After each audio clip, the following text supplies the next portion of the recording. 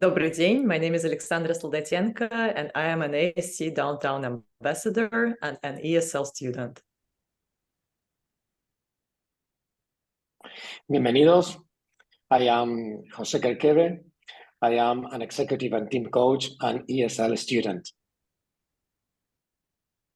Здравствуйте, I am an ASC ambassador and ESL student. My name is Elena Zakharova, and thank you that you turn on your cameras. Chào mọi người, I'm from Vietnam and I'm a proud mother and an ASC ambassador. I'm also a credit student at CCSF. It's nice to meet you. On behalf of the Downtown Associated Student Council and Office of Student Activities, I'm very excited to welcome you to our second Leadership Fireside Chat this semester. For those who are not familiar with this leadership development program, the purpose of this leadership chat is to equip CCSF students and student leaders with a wealth of leadership insights, tips, and strategies. We hope you will have a better understanding of leadership in action from a diverse group of effective and seasoned leaders across various industries. We have learned so much from our last speakers, and there is no doubt today's session will be just as educational and inspiring. Before we introduce today's speaker, I'd like to share a few details about the program. These sections are open to all students, even if you don't participate in the certificate part of the program. For those who attend 7 out of the 10 fireside chats during this academic year, will receive a certificate of participation at the recognition dinner event early May. We will have an opportunity to network and chat with our leadership fireside chat speakers. Since you have registered for today's session, we have a record of your attendance. Nothing further is needed on your end to mark your participation. These sessions are recorded and the links will be posted on CCSF's Student Activities Office website. You can view later or share with others so that they may benefit from this learning opportunity. If you have any questions about this Leadership Fireside Chat program and a certificate of participation, please email Student Activities at ccsflive@mail.ccsf.edu. After the opening remarks, Vice Chancellor Geisce Ly will interview our speaker for about 15 minutes. Around 5 p.m., there will be a Q&A opportunity for the speaker to respond to your questions. If you have any questions, please send them privately to Mia Rosalia in the chat. She will organize the questions for the Q&A sessions. During the last 10 minutes of our time together, we will invite you to share what you've learned today. That will help you in your leadership development journey. Now I'm going to turn it over to José to share Jeff Minhas' bio with us. Bienvenidos again from across the world. I am in Argentina right now. And thank you for joining us today. I would like to introduce today's speakers, Jeff Minhas. Jeff serves as the Executive Director of National Constituent Engagement at the University of California, Irvine. He focuses on building meaningful relationships between parents, alumni, and athletic fans with all areas of UCI, enriching their life, engaging them in a lifelong advancement of the university. Over 20 years at UCI, Jeff has grown impact in numerous areas of the university, including the Global Alumni Network, development, student life, diversity, equity, and inclusion. Jeff graduated from UCI with a BA in political science and a minor in information and computer science. With a $7 billion annual economic impact in Orange County, UCI is the county's second largest employer and educates more than 36,000 students. UCI is recognized as the #1 university doing the most for the American dream. New York Times College Access Index. #1 Best Value Public University, Forbes magazine, and the #7 public university in the US, US News and World Report, in addition to the distinction of being the third most applied to institutions of higher learning in the country. Jeff is committed to making a positive impact to his communities as a volunteer. He currently serves as a member of the Innovation Advisory Board for People Growth, a company ensuring all students and professionals have access to a community and access to connections needed to succeed. He also served as a trustee on the board of directors for St. Mary's School and as chair of Development Committee. Welcome, Jeff, and we look forward to hearing you chat with Vice Chancellor Geisce Ly. Thank you, student facilitators. And again, I just want to take a moment to acknowledge everybody on the call today. This is one of the sessions that I am most excited about because Jeff is a dear friend. He is definitely Mr. UC Irvine. You'll learn more about Jeff in just a few minutes, but I just want to welcome everybody to this, Leadership Fireside Chat session.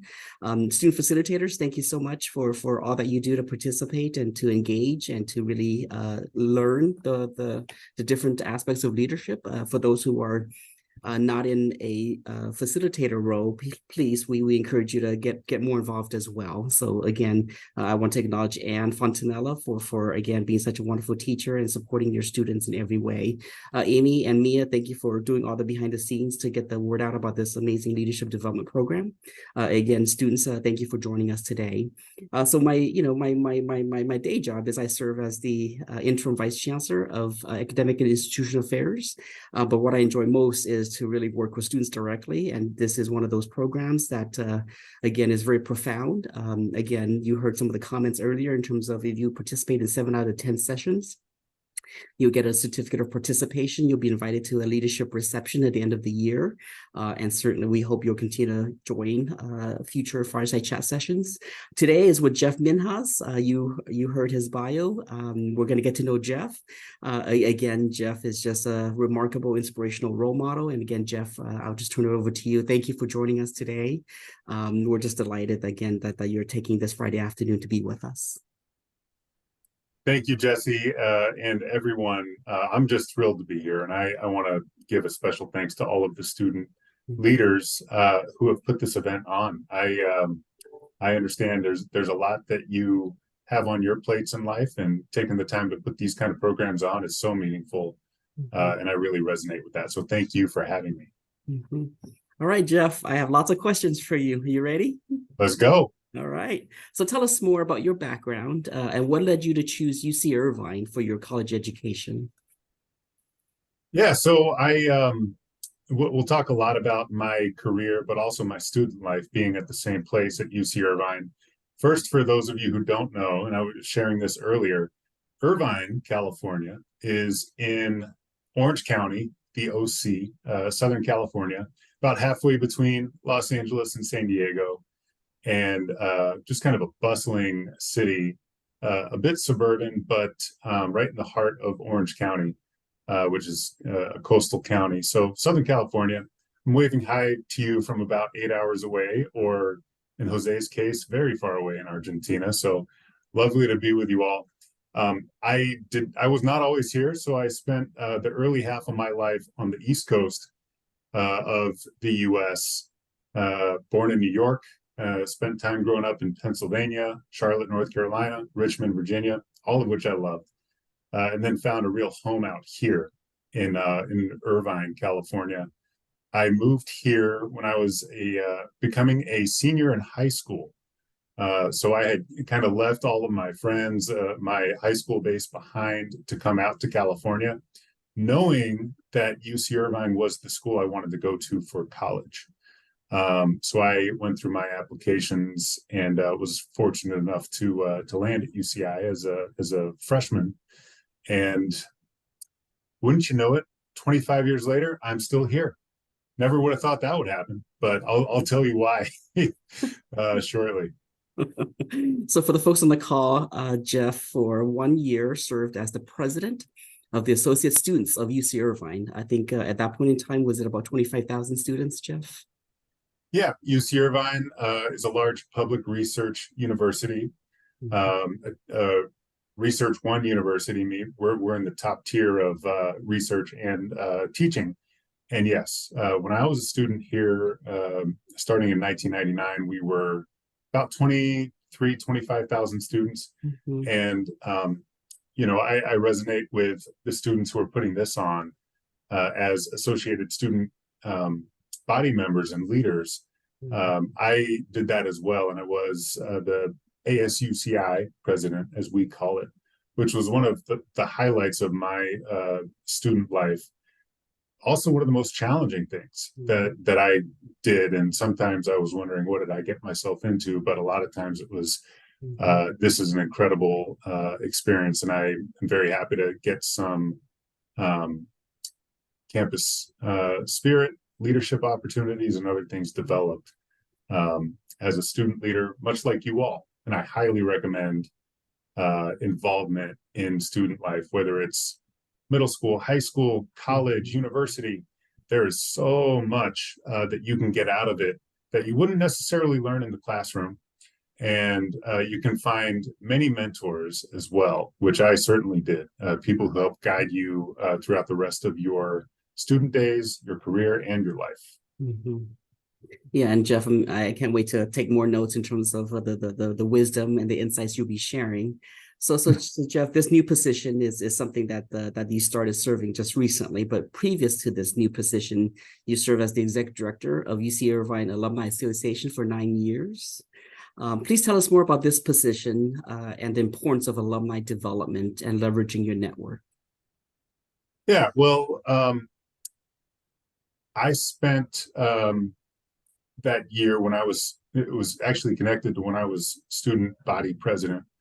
I spent a year on the as the student representative on the Alumni Association Board of Directors. I was fascinated during that experience that we had so many alumni. As a student, I never thought of them.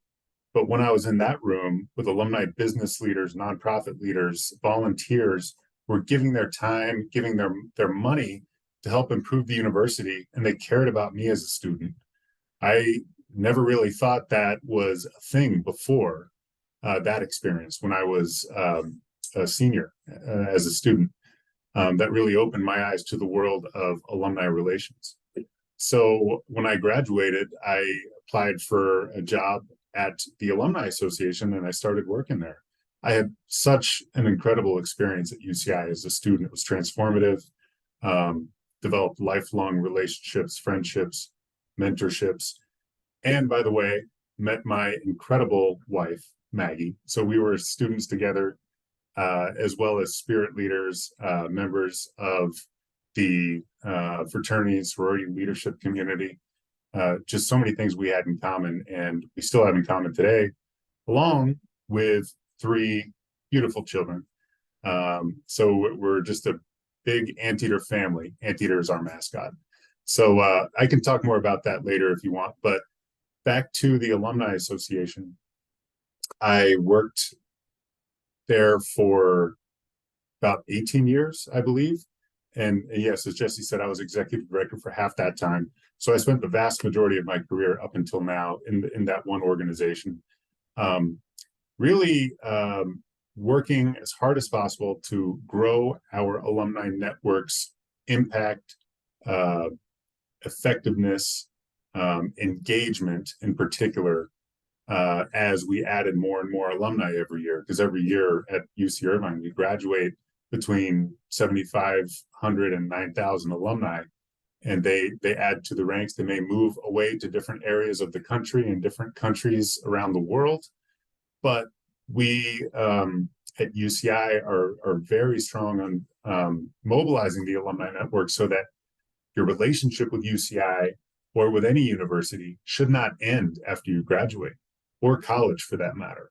Your relationship can and should continue and maybe even strengthen, because there are so many ways that you can give back to the future generations of students, and so many things that you can get out of it as well. A lot of people find deep, rich fulfillment in volunteerism, in serving as a mentor, in philanthropy, and giving back to improve programs, improve facilities, and add more scholarships, add faculty endowments. So many things you can do to give back. So I worked with an incredible team of professionals, of alumni, of volunteers around the world who I have met just so many incredible people. And that is a really rich world, which I encourage everyone to look at, either on the volunteer side, possibly on the career side. And even now as a student, you can generally get involved with alumni programs. Mm-hmm. Thank you, Jeff. And we're going to jump into a few additional questions. Truth be, I just want to share this with the folks. I am also an alum of UC Irvine, older than Jeff. So Jeff is our 22nd speaker for this Leadership Fireside Chat series. And Jeff is the first one that has pretty much started his career and is still with the same organization. So again, for the folks who have joined other fireside chats, right? We have folks who have moved on to different jobs, different states, different opportunities. Jeff is the first one, right? That for the last 25 years has been at UC Irvine. So Jeff, what is so special about UC Irvine for you to want to commit again your career thus far to one organization?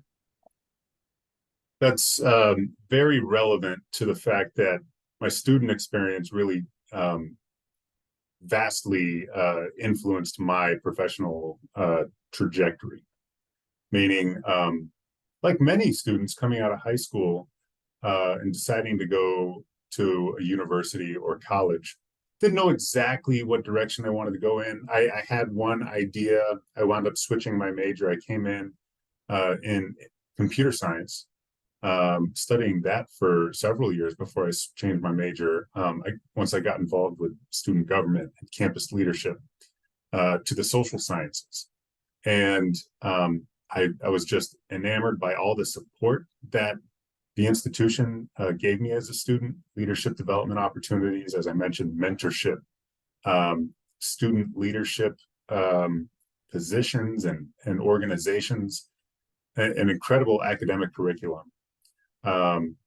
And higher education in general and public education became just my area of focus. So what I do now professionally is support that mission and meet our constituents, whether they're alumni, parents of students, donors, fans of our athletics programs, and bring them into the community, re-engage them, further their engagement, and help support this growing community that I just love because it did so much for me.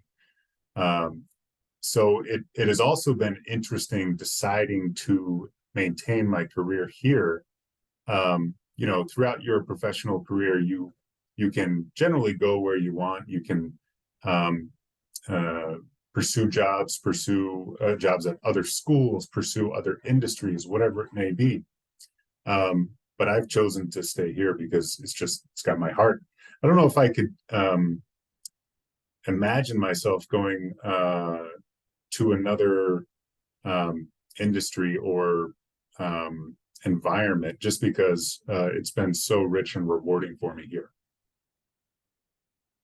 And again, I think your story is very compelling because again, your passion, your purpose, your this joy in what you do, and that's why UC Irvine is very lucky to have you in this role for 25 years now. So Jeff, most people don't know what you do. Yeah. So what is a typical day? What is a typical week for somebody in this role? And again, I just need to share with everybody that UC Irvine loves Jeff so much they created this position for him. So there was no previous person in this role. They say, Jeff, you're the guy. Go out and do X, Y, and Z. So Jeff, what is it that you do? What is a typical week? Yeah, well, the key is engagement. Engagement can mean a number of things. I really look at it as community building and relationship development. Meeting a lot of individuals, also community organizations and businesses, developing relationships with them, furthering relationships with them in support of the university's mission. Now, I'm not sure how familiar everyone here is in the audience with the University of California. It is widely considered, definitely by me, but amongst many rankings, to be the crown jewel of American public higher education. Definitely in California, there was a master plan in the mid-1900s to develop a master plan for higher education with the community college system, the Cal State universities and the universities of California. And the motto of the University of California is "Let there be light." And that, of course, speaks to many aspects of education. Now, engaging our anteaters, as we call them, I have to talk about that actually. The anteater is our extremely beloved mascot. If you didn't know, UC Irvine is the only institution in the world with the anteater as its mascot, whatever level of school, organization, college, and we're quite proud of that. Our students voted on that mascot when our doors opened in the fall of 1965. And you got to remember that was kind of a counterculture time. And the universities in California, or I should say several other UC campuses, had bear-type mascots. We wanted something unique. Our students did something unique, something fierce, something quirky, and something off on kind of its own thing. And our students and alumni have really latched onto it. In fact, there have been several online polls over the years, or contests, I should say, putting different university mascots up against each other. And Peter the Anteater, our mascot, we call it Peter, won that competition several times. I think Mashable.com had one. There were some others. So anyway, we call our students, our alumni, our friends, our faculty, our staff, anteaters. So all of them are part of this UCI community. And what I do is engage and mobilize that community, furthering the support that they can give the university, and hopefully bringing them fulfillment as well. And that engagement is through a number of ways. We want to stay in touch with them. We want to send our university magazine to them so that they receive that in their inbox. We want them to support our students. There are many ways you can do that. We have alumni speakers at events just like this throughout the year. And in fact, Jesse was the subject of one of these similar type of events, and all the students and young alumni loved him, and we got amazing feedback. We learned a lot from him, so I'm happy to be doing this myself. But we engage alumni to serve as mentors to students. In fact, we have more than 10,000 anteaters on our mentorship platform. I believe about 4,000 are alumni and close to 6,000 are students. These are mentees with the ability to make connections with mentors and facilitate conversations. Very, very valuable, and something that's a big want and desire of our alumni is to give back with their advice on their careers, on life as a student, on whatever it may be. So lots of other opportunities, lots of heavier volunteer opportunities. We have communities of alumni in different cultures, in different regions, in different industries that we call alumni chapters, all led by boards of alumni with president, vice president, and other positions. So lots of ways, meaningful ways for alumni to get involved. We just had an Anteaters in Service Day about a week ago, where we organized community projects. And I have to give a lot of credit to the staff team at the Alumni Association and across our University Advancement Division, which is our larger division. So many forms of engagement, which I can get into if anyone's curious offline. But My job is to do that on a regional level across the US with our alumni, parents, friends, anyone in our community. Mhm. Well, Jeff, this is a good segue. So now you are traveling a lot more, and you shared earlier you have 3 kids. So how are you able to get some kind of work-life balance with your new job and all these traveling gigs? Well, the engagement profession for me has been lots and lots of events and volunteer meetings at night and on the weekends, for almost 20 years now in my career. So that's something that it does take a toll, to be honest, with the time commitments and the nights away and getting home, trying to get home just in time to say goodnight to the kids before they go to sleep. So that's a difficult angle that I try to deal with and try to make up time to my kids and whatnot. But I also try to be extremely present with them and involved in everything they do. So, sometimes that's carving out other times when I can't be there at night. And the travel as well, same kind of thing. So I am reluctant to travel for too many days in a row, but keeping trips focused, keeping them kind of scripted so that every hour is planned, whether it's meeting with certain alumni or donors and then having a larger alumni event, or a parent or a new student welcome event. And I'm always working with phenomenal professional colleagues here at the UC Irvine team.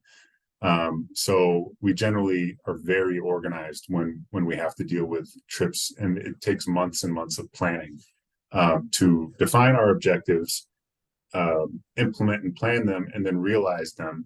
And then after the trips, debrief and make sure that we've covered all our bases, and if assign any action items afterwards. Mm-hmm. Well, I can tell you from experience, I've been to 3 events that Jeff organized. I met his staff. So Jeff, you again are a very remarkable leader. So tell us more about your leadership style. How do you lead your team? And certainly, how do you approach engaging them in authentic ways? Because you come across as a very nice guy, very authentic, very real.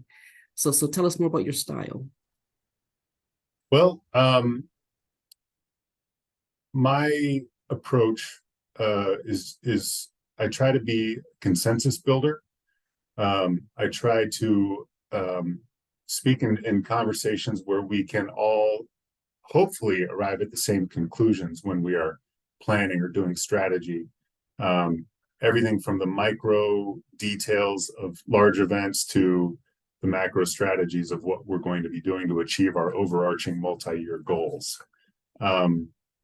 Generally, that has worked well in this higher education environment for me. So the other thing that I also find very important is to elevate your colleagues, give credit. One of my favorite quotes is, credit is infinitely divisible.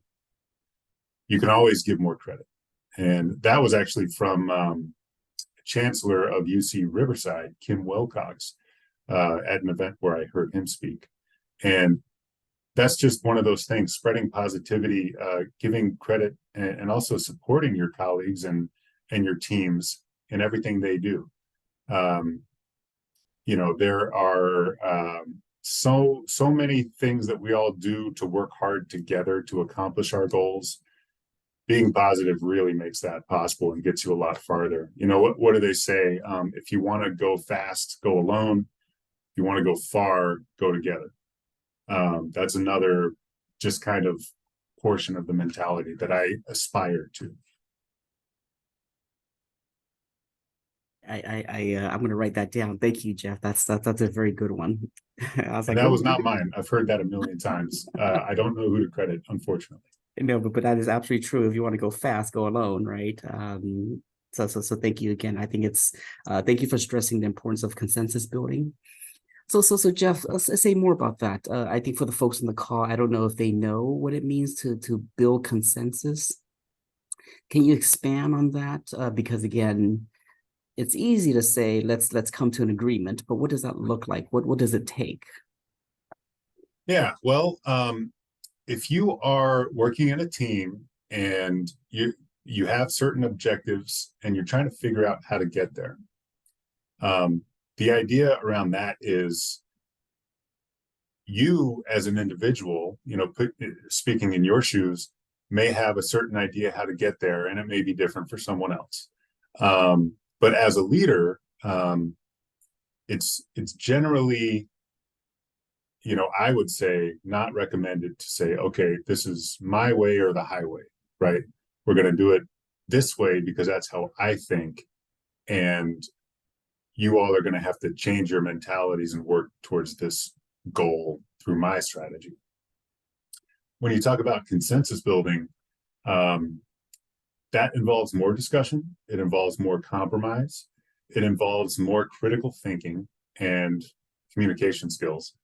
And when you successfully go through a consensus building exercise, your own opinions may change. Your own strategies may change and adapt to those around you and others around you as well.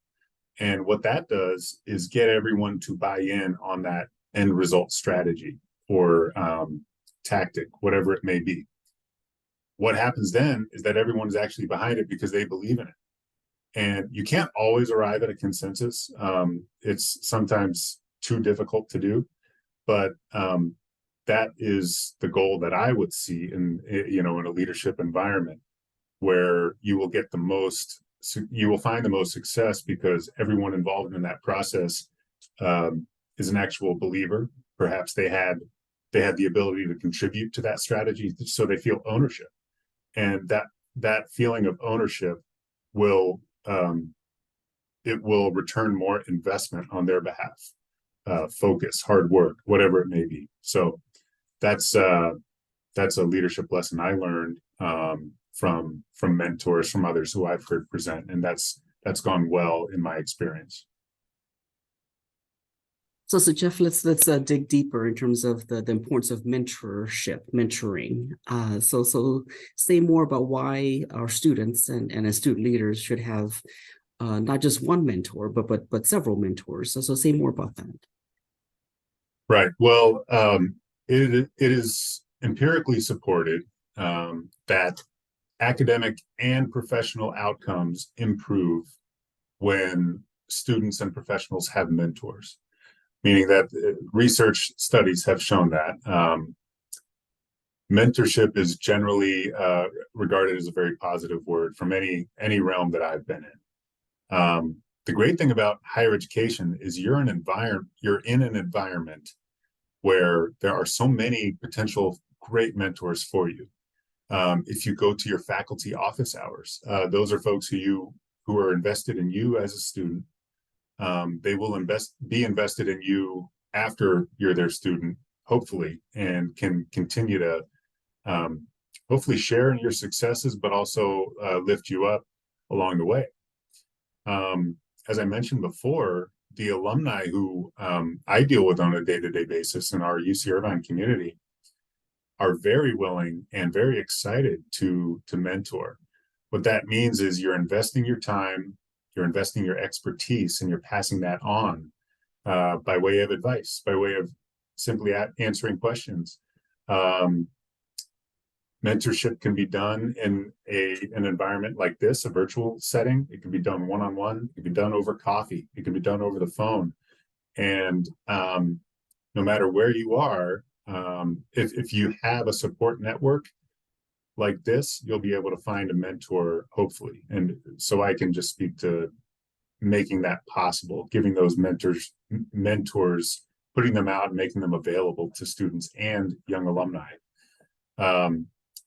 The outcomes of that are really obvious when you talk to professionals who have done well in their career, who are happy, who are advancing in their career, whatever industry they're in. No one I've ever talked to has done it on their own without someone to help light the way, someone helps to support them, through hard times and through good times. And it is, you know, there are a lot of good books on how to be a good mentor and be a good mentee as well. So that's something that I said was transformational in my student life, and something that I've seen in countless other students and alumni. So I think that's such an important thing in life to help you find success. Yeah, thank you, Jeff. And you know, again, the importance of mentoring is just again the all the good things that come from having mentors, right? And the advice, the insights is just really profound.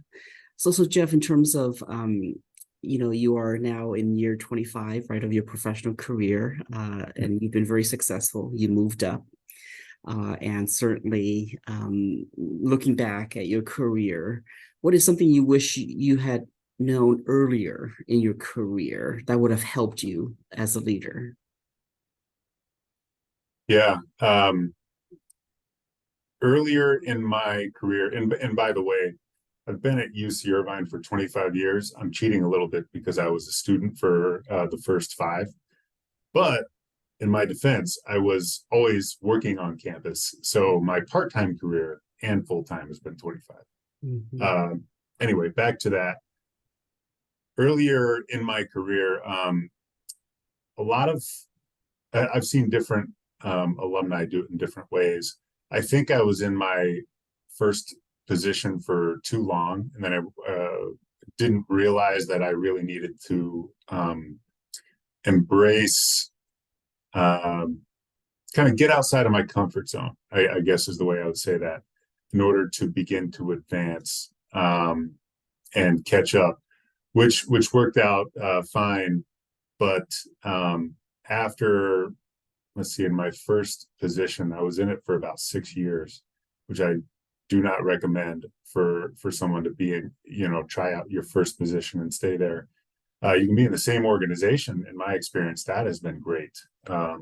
But be sure to take on new challenges. You know, if you want to grow, then you have to force yourself to grow. And like I said, that involves taking on new challenges, involves getting outside of your comfort zone, volunteering to take on a different kind of project, whatever that may be, volunteering to not only work harder, but take on new skills. Professional development is great. Go to graduate school on the weekends, take continuing education courses, earn certificates, pursue whatever your passions may be. Never stop learning. That's definitely a lifelong thing. Never stop learning, and challenge yourself to advance. Thank you, Jeff. So let's pinpoint, if I were to ask, what would be the top 3 leadership skills that you know have served you well? What would be those 3 to really excel at and to really learn now in order to have, again, a successful long career? I have 3 C's, and you know, I hope this works for most, but it probably, you know, your results may vary.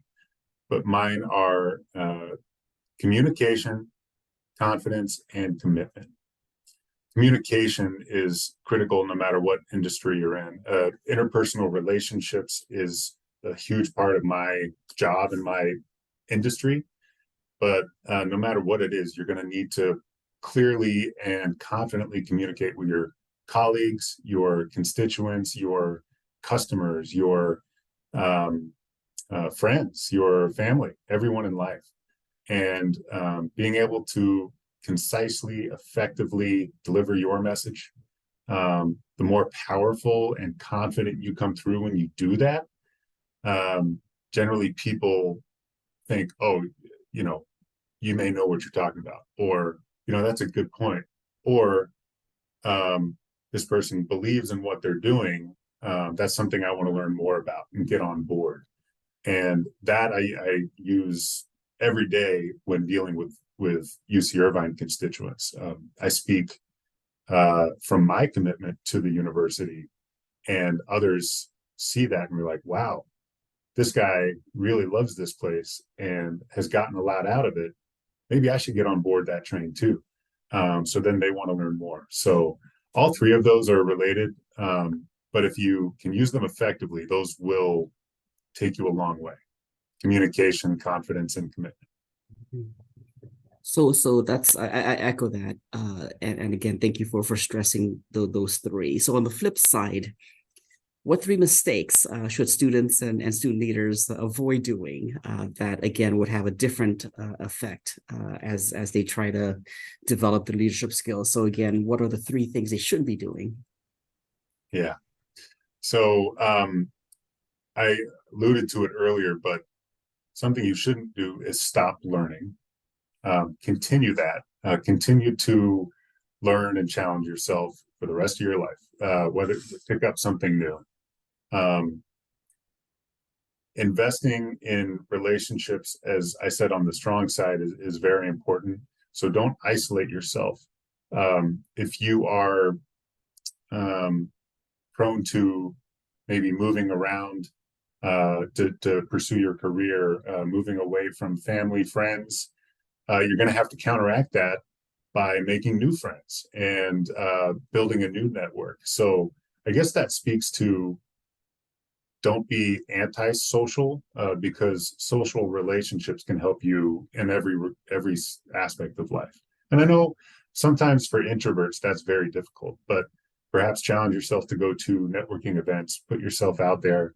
And you never know what door might open based on who you meet or who you develop any kind of relationship with.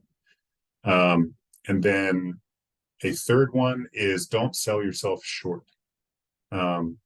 You have so much to offer in some regard, and you just have to channel yourself, continue to develop yourself, and you have value to an organization, to a company, to a nonprofit, to another group of people, and you can provide value to them.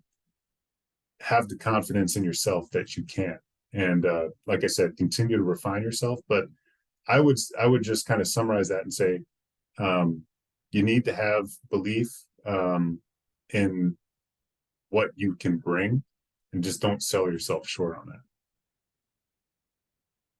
Well said. Well said. So Jeff, often students struggle, college students specifically in this context, often students struggle in school with finding the career path, right? It's hard to know what they want to do. It's hard to know where it's going to go, right? How their paths will materialize. What advice do you have to help them with their career choice? You interact with lots of college students, hundreds, thousands. Any advice for college students to help them get closer to their career choice? Yeah, get an early start. A lot of times when students go to college, rightfully so, you may be concerned about your classes, your schedule, your job. You're working to pay for tuition, for housing, for food, books. You have certain priorities. Totally understandable.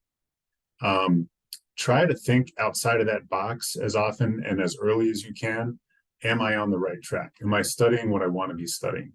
You may have general education requirements that you start with, but when you start honing in on a major, or when you're transferring and you're targeting a specific program, or you're finishing your college career, make sure that you feel like you have a future in that. Now, on the side, outside of the classroom, is where I encourage the most work to be done. Internships, apprenticeships, micro internships, those kind of things will let you know way faster than if you were to pursue a major. They'll let you know if that's something you want to do.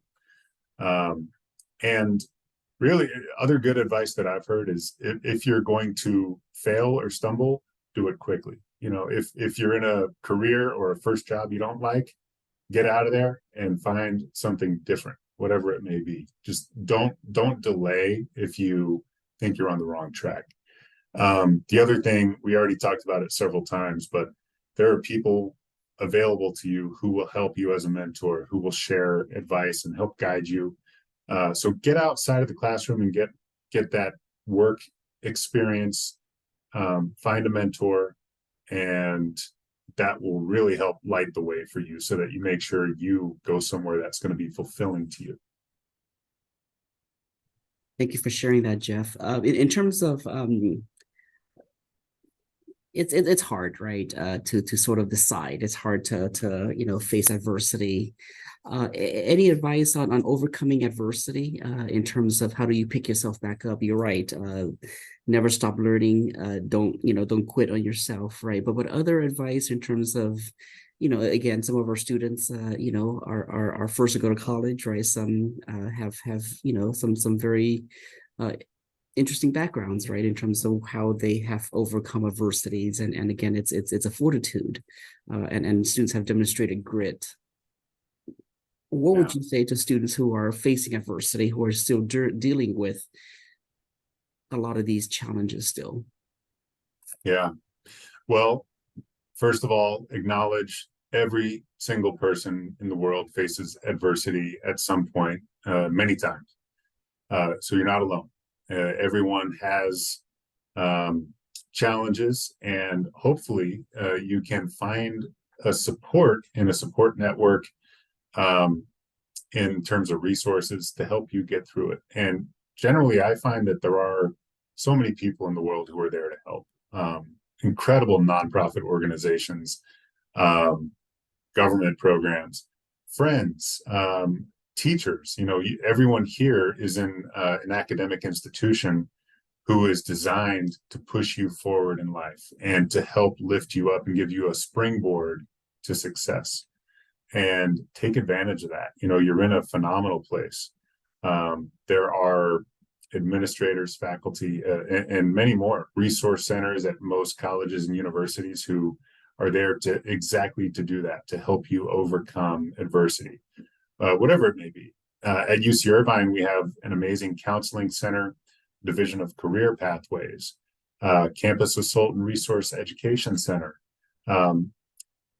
So many more that I would do injustice if I couldn't name them all, but we have dozens. In fact, we've invited many of them to come every year to our Anteater Family Weekend, which is designed for students and parents specifically, to come and visit the campus so that parents can learn about these resources.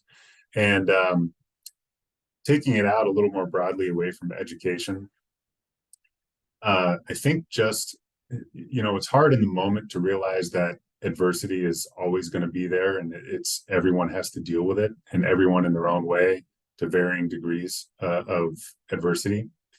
But a podcast I listen to, the host is always saying, assemble a kitchen cabinet, and really what that means is find your support network and get their advice.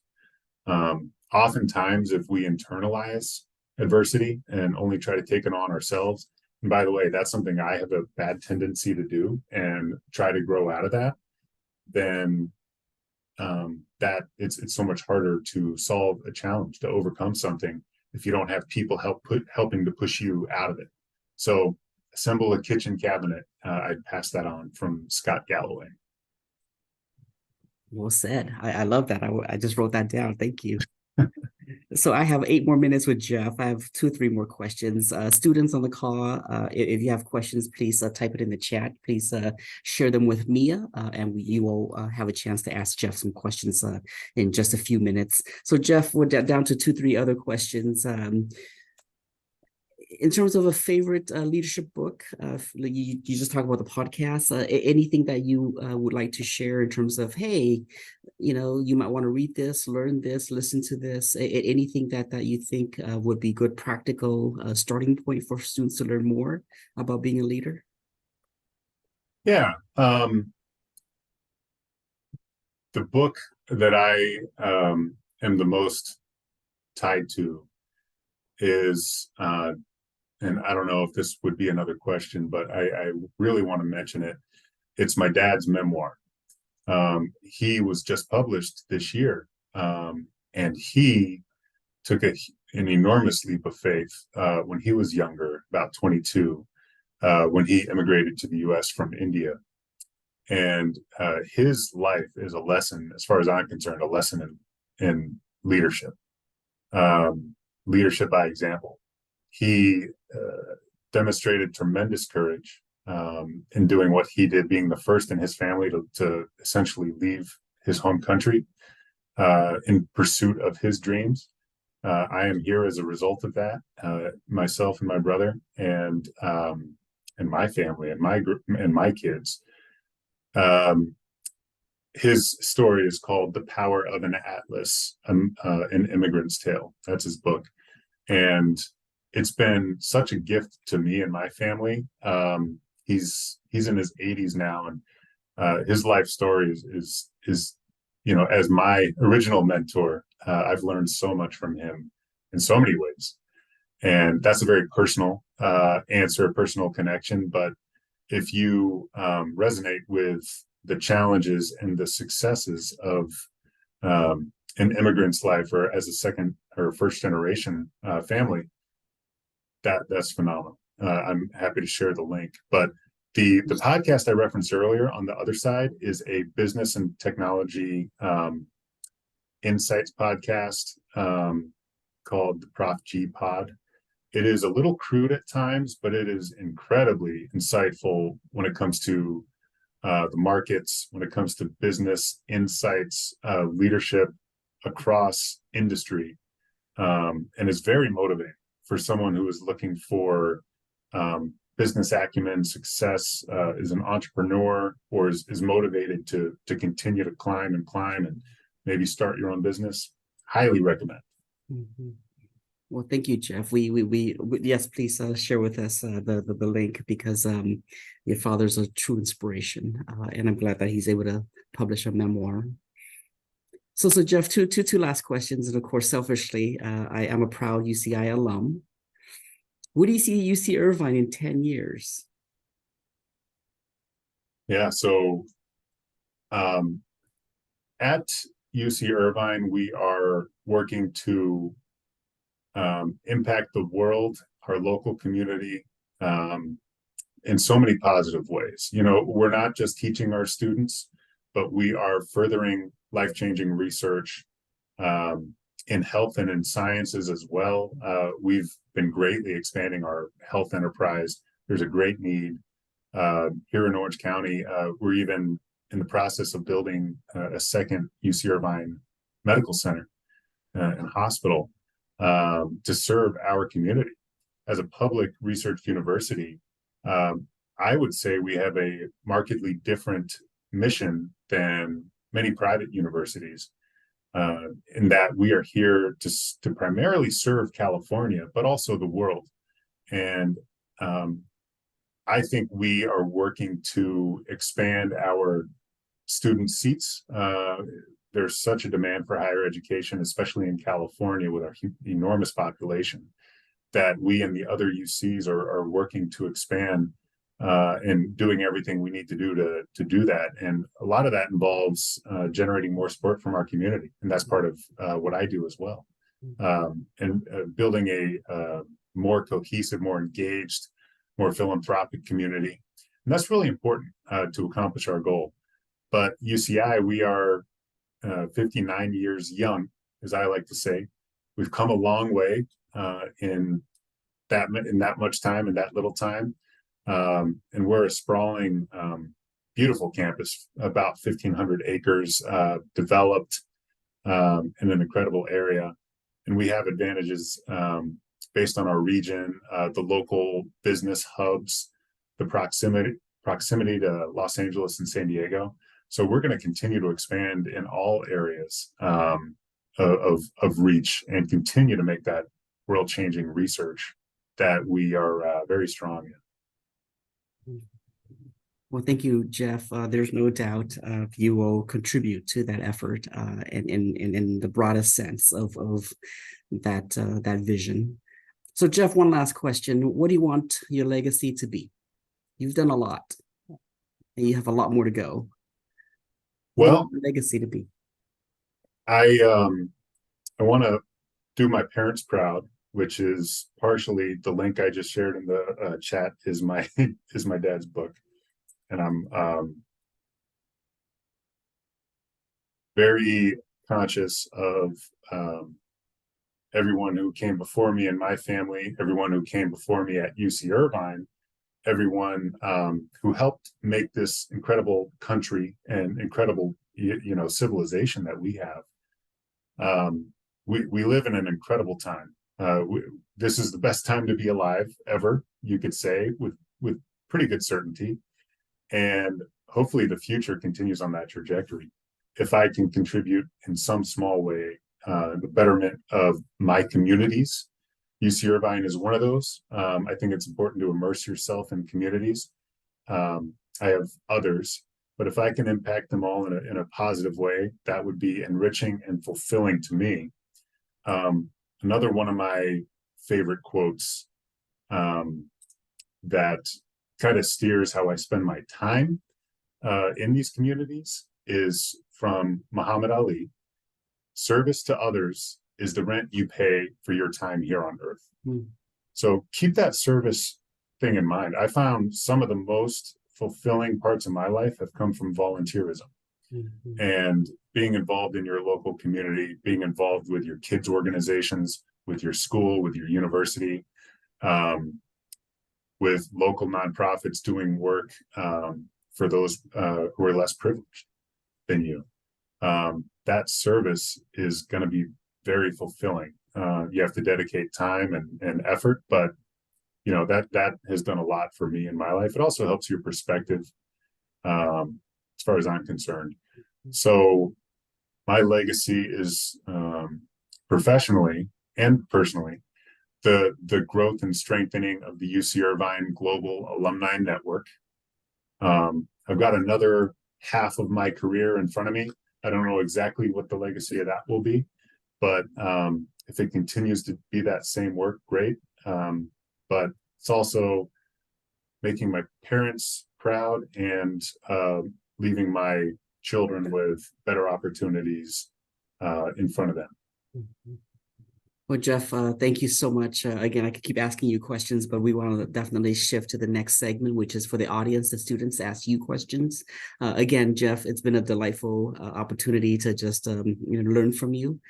Thank you for just doing remarkable things at UC Irvine. There's no doubt your future is bright, and there's no doubt you're going to really take UC Irvine to the next level. So thank you again on a personal, professional level. Thank you for bringing our, inspiration, and certainly we wish you the most success. So I'm going to shift gear to the next segment. I believe we have our student chancellor, Malanali Villalobos is joining us now, and I believe Alex, you both are going to be doing the Q&A. I believe, is that right? Yeah, I think I would support Malinale today because his connection is kind of weak. Okay. Yeah, but thank you so much, Geisce, and thank you so much, Jeff, for taking time out of your busy schedule to share your stories and experiences with us. We've learned so much from you today. For me, it was especially interesting to hear your idea about failing fast, because this is a thing I'm trying to learn in my life, and I know how hard it is to apply it to life, but I'm trying to. And I see that there are a lot of questions from the audience. And if you have any questions, please send them privately to Dean Mia Rusali. And for the next 20 minutes, we will be facilitating the Q&A portion. And I think we are ready to start. Is it okay with you, Jeff? Absolutely. Please. Great. So the first question is, what leadership qualities do you believe are essential for success in your role?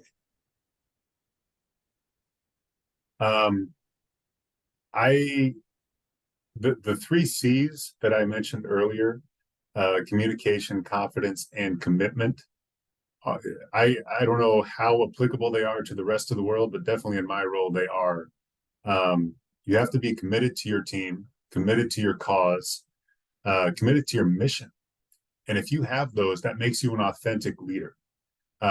Once you're an authentic leader, be confident in that. Be strong when you have to, when you're communicating your message. If you are there to influence an audience or influence an individual or advance your goals or strategies, do it with some gusto, do it with that confidence that you get from being a committed leader. and whether you're an advocate or a professional or a volunteer. Those qualities, I think they would apply across the board, no matter what realm you go down. But that has allowed me to work with incredible people, and we all can find success together in the projects that we have here at UCI. Thank you so much for your engaging answer. And the next question is there a mantra or a piece of advice that resonates with you personally and professionally? Yeah, I've shared a few quotes, but that's the thing about quotes, is there are a lot of them, and they can be very, very meaningful. So let me excuse me. I want to pull up this one that is applicable, especially in the professional realm. If you can't describe what you're doing as a process, then you don't know what you're doing. So that goes on a couple of fronts. If you want to be confident in something, you need to be able to explain it. Explain your process. Explain your goals or your mission. Know what that is. Have it in the front of your mind as often as you can. That helps with those 3 C's that I was talking about earlier. Really know your stuff, essentially. But sometimes it's also a good way to check yourself.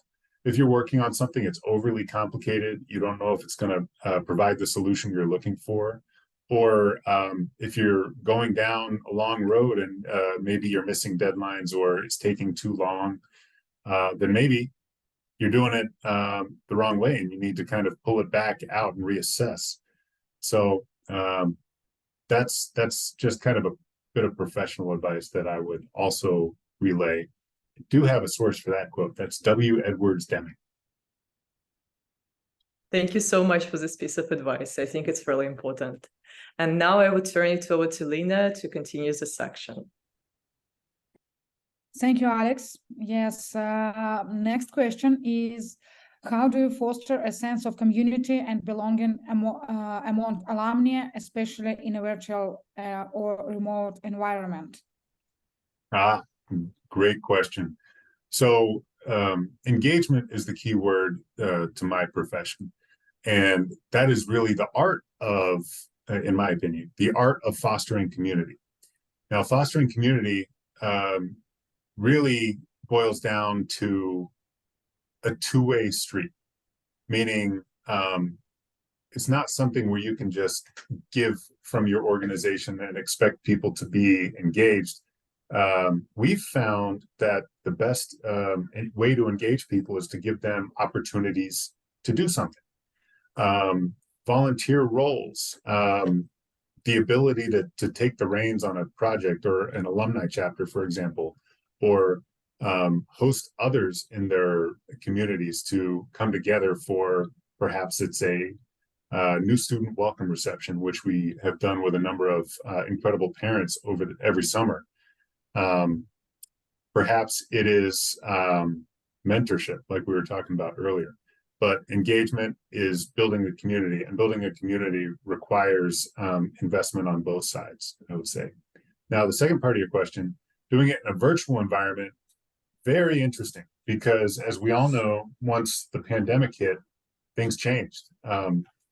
We did, at the UCI Alumni Association, prior to the pandemic, 120 events a year in person. These would be alumni receptions, speaker events like this, where I would be speaking to the audience of you all in person.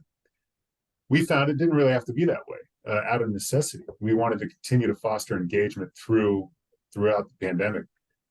What we did was increase the number of events, many like this on Zoom, some in very creative ways, in very engaging ways, and we boosted it to 180 events in a year. That's one every other day.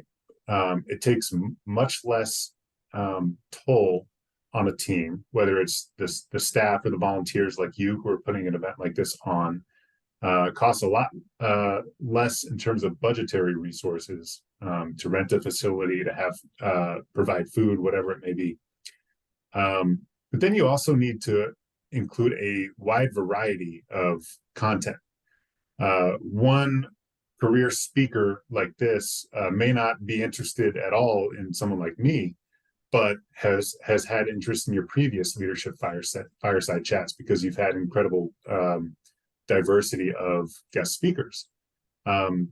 We also try to add a lot of fun in our program slate. So we would have virtual trivia contests. We would have virtual watch parties for our teams, for basketball, for baseball. We would literally get together in a Zoom, broadcast the game, have commentators kind of facilitating audience interaction so that you could, sit at home on your couch as an alum or as a student and be engaged with something you cared about and enjoyed, watching sports together with people with a shared connection from your university.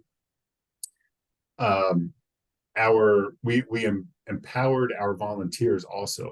So alumni chapters, I mentioned, nearly 40 of them around the world. We gave them the tools, the ideas, training to give them the leeway to do their virtual programs as well. So that really scaled, really helped us provide more engaging opportunities. And it can certainly be done in the virtual environment. And our engagement metrics climbed significantly during that time. Mentorship is another thing.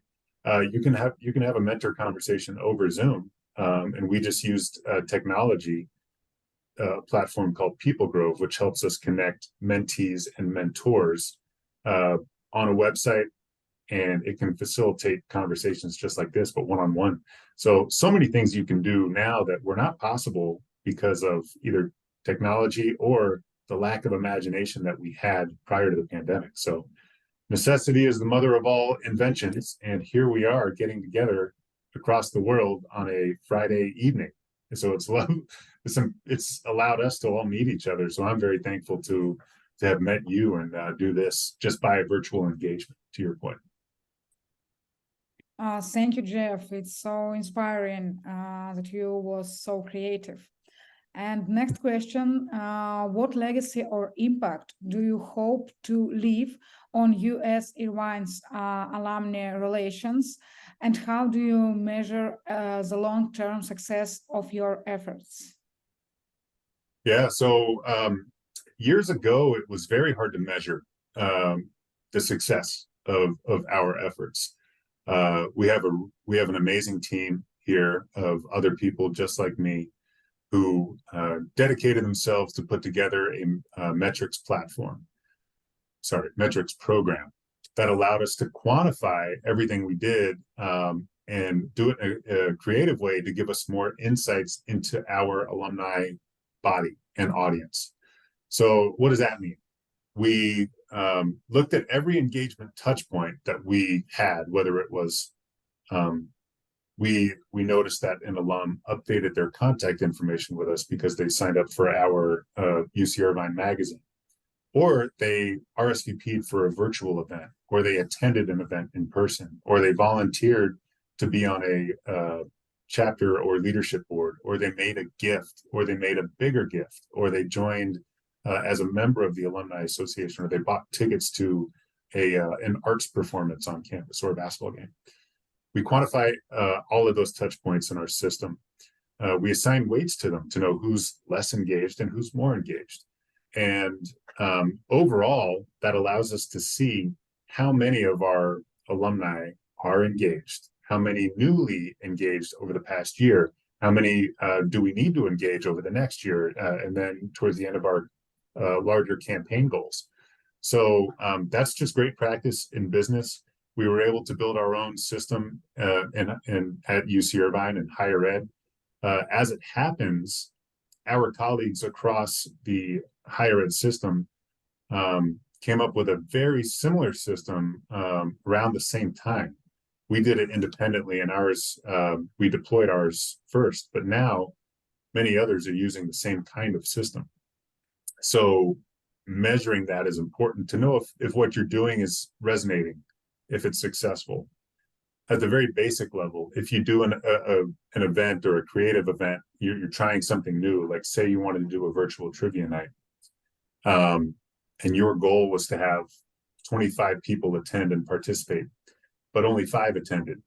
Obviously, you know, that didn't really resonate. Maybe we did it at the wrong time, or it was on a Sunday and no one wants to do it on a Sunday, or maybe we need to try something new. So make sure you have metrics for anything you do so that you can assess and adjust afterwards. And yeah, the first part of that question, we talked about legacy a bit earlier, but I've dedicated my career to growing our alumni and constituent engagement with UC Irvine successfully. I might add, as we discussed, we can show that metrically, empirically, and I want to continue to do that and take us to the place where we have one of the most powerful, most influential alumni networks and constituent networks of any university in the country. Jeff, thank you so much for your answers. And now I'm turning it over to Jose. Thank you, Lina. Thank you, Jeff, to asking of this question. I have a few more. The first one is, who do you look up to for inspiration and mentorship? Yeah, well, I mentioned my dad before, but when I was a student, I mentioned the mentors that I had. They were mostly administrators who worked at UC Irvine, which is what I am now. I think I followed in their footsteps.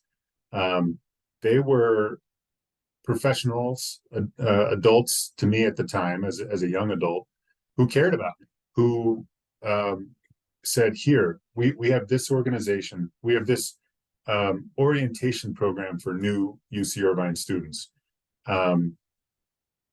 You can be a coordinator in this program with some of your peers and do what you want, you know, set the curriculum, set the priorities for the year in the program, and here's some responsibility. It's yours. Let's see what you can do about it. And by the way, throughout the year, this is advice, this is guidance. You know, you're going to have lots of successes, you're going to have lots of hard times, and dealing with people interaction, dealing with attendees, staffers, etc. And that's one example, but administrators who empowered me with programs that had huge budgets and lots of people involved. I just felt like my mentors empowered me. Jill Halbachs, Randy Lewis, Blake Sasaki, Dennis Hampton. These are all individuals who I will always remember for giving me the ability to spread my wings, learn who I was as a leader, which is an ever evolving thing. Like I said earlier, never stop learning, never stop growing. Challenge yourself, but that's when it really started for me when I was an undergraduate student. Thank you, Jeff. One more question. What's the most important risk you took and why? That is perhaps the most rewarding thing that I've ever done, is something where I had no advice. This is an area, in hindsight, maybe I needed a mentor on this because it was on the personal front. That was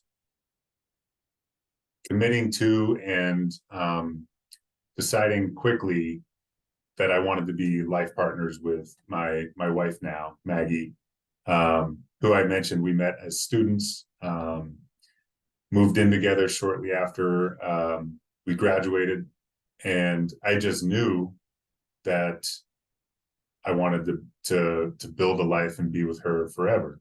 And so now we've been together 20 years and 3 amazing children, Logan, Charlotte, and Carter, who we absolutely love. And that our family is by far the most rewarding thing for me. So that was a leap of faith.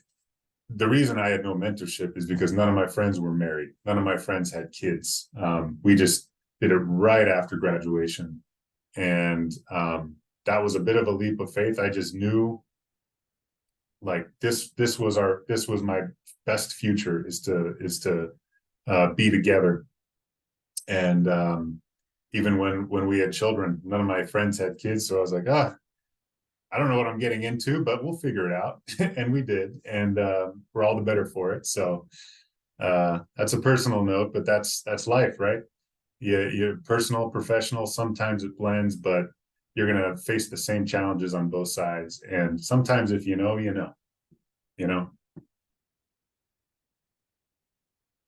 You won the big prize. Yeah. Thank you, Jose. That's true. Okay. I have one more. How do you continue to grow and develop as a leader? Well, an easy way to do it, I mentioned listening to podcasts, reading, attending events like this, and actually finding insightful people like Jesse, who I can learn from. Just listening to people who are willing to share their story. Essentially that's part of mentorship too, but staying active intellectually, reading a lot and listening a lot, whether it's and there's so much content out there. My goodness, you can find a podcast on anything you want, and you could find something that you want to listen to every day. Same with print journalism, of course, and books. So continue to live by that mantra of never stop learning. Always put yourself out there, and that applies to leadership too. In the professional world, there are different challenges, different goals, different teams you work with, different tactics to deploy, different strategies. And, sometimes things will work out better than others, and you just learn from that, and you grow and do something better the next time around based on your learning. So you always got to be constantly evolving, even through retirement, I would say, just from what I've noticed. Learn something new every day, and you'll stay sharp. This world is an incredible, beautiful place. There's so much out there to enjoy, to take in and learn from. All you got to do is just kind of open your eyes and you'll find something. So put yourself out there and you'll never stop learning. Thank you, Jeff, for your kind answer. And I would like to turn it over to Alex again. Thank you, Jose. And I think we have time for one more question, and it's the most important question for us. So what is your favorite ice cream flavor and why? Oh. You're asking someone who really likes ice cream, for better or for worse. My oldest son, Logan, and I share this. Mint Oreo, not just regular cookies and cream, but mint cookies and cream. Don't know why. I remember having it when I was really young, at a place that was like not a chain, and then like Baskin Robbins never had it, so I couldn't find it for a long time. But there's an amazing ice cream place. I don't know if any of you have it nearby, that we visit frequently, Handles, and they have mint Oreo. Highly recommend. Try it out. It sounds delicious. I want to try it right away. Thank you so much, Jeff. Thank you again for answering our questions from the audience, and we really appreciate you sharing your leadership journey, helpful tips, lessons learned, and leadership advice with us. Participants and facilitators, please share with us what inspired you today and what you have learned from today's chat. And as we wait for participants to gather their thoughts, I'd like to invite my fellow facilitators to share what they have learned. I can start. So, Jeff, actually, I learned a lot today, and thank you for your readiness to share this beautiful information with us. And I think one of the most important things for me personally was about consent, and everybody should choose your strategy, and you should inspire people to go follow your strategies by their own. It should be their choice. It was very important thing for me because sometimes I can be pushy, and I understand that this is not a very good way to achieve my goals, and I will think about it a lot. So thank you for this. And books how to be a good mentee. I read books how to be a good mentor, but never read books how to be a good mentee. And I think that it is very important too, especially right now for me. So thank you for sharing this. And communication, confidence, and commitment, I will think about it too. So thank you so much, Jeff. It was very interesting, and I definitely will rewatch recording again because I want to catch everything from your today's chat. Thank you. And I turn it over to Jose. Thank you, Lina. I will be very short. I learned a lot in this session. I love it, the 3C, communication, confidence, and commitment. But I will keep with me the 3 mistakes that we should avoid. Don't stop learning, don't stop investing in relationship, and don't sell yourself short. Thank you very much, Jeff, again. I will turn it over to Alex. Thank you, Jose. And I also liked a lot today's session, and it was really inspiring for me, and I learned a lot.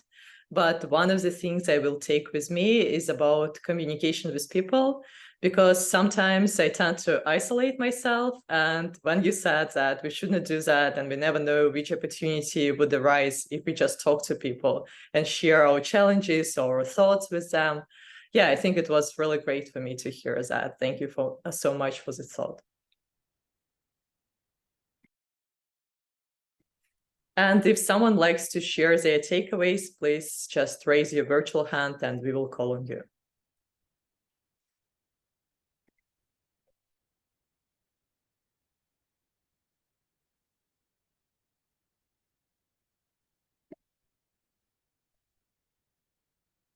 In the meantime, I have to say it's inspiring just to have you all as an audience who are interested in leadership.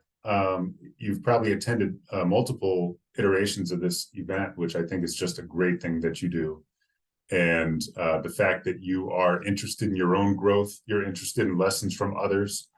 You're already being good mentees. You know, you can get the cliff notes of the book instead of reading the whole thing. Just putting yourself out there and taking the step that you want to learn from others. That's what it means to be a mentee. And you're all doing it. So, you know, I'm inspired by you that, like, you know, we're all in the same boat. We're going to all continue to learn and grow together. So thank you everyone for sharing your takeaways and joining us today. And now in closing, I will hand this over to Vice Chancellor Geisce Ly. Thank you, Lina. So Jeff, I just ordered your dad's memoir. I can't wait to start reading it, and I'm sure he's going to share a few stories about you. Yeah, thank you, Jesse. Yeah, please let me know what you think. Yeah, we'll chat again. Okay. But no, seriously, Jeff, thank you so much for being such an inspirational role model. You will do great things in the next, you know, however many decades of your life. I'm sure your father is very proud of all that you've done thus far. So thank you again for being our speaker today. Student facilitators, thank you so much for, again, volunteering and again, putting your leadership skills in action. So this is a great opportunity. Again, other student leaders, other students, we invite you to participate and join and take on these facilitator roles as well. Let me just do a quick promo for our next month's speaker. Let me just do a quick share screen. Her name is Kimberly Messina. Let me just do a share screen real quick. Kimberly Messina is a dear friend. She is currently the president of Spokane Falls Community College in Washington State. She was here in California, and she took a job over in Washington. I believe this is her 4th year as a president of a community college in Washington. So we will have a chat with Kimberly on October 13th. And again, it's a great way to just learn from different folks and different perspectives. The November 3rd speaker is Killian Anderson. He works with the San Francisco 49ers. So he's a combat veteran. So you'll hear from somebody who's in the military, and you'll see how that style is sort of, uplifting his organization, which is called the Golden Heart Fund. And again, we'll learn more from Killian in 2 months. But again, Jeff, thank you so much. Have a wonderful weekend. We are just so delighted, and we certainly hope you can join us on May 3rd when we have our Leadership Reception Celebration event. So Jeff, again, we are just delighted and seriously honored that you were able to join us today. My absolute pleasure. Again, thank you all. Congratulations to you for each of your successes and your journeys forward. Thank you for allowing me to be a part of your day. And I hope I do get the chance to meet you in May. Thank you all so much. Yeah, and then when you do meet Jeff, he is 6'5". So Jeff is very tall. But again, thank you, everybody. Have a wonderful weekend. Take care. Bye, everybody. Thank you very much. Bye. Good one. Bye, everyone. I miss you all.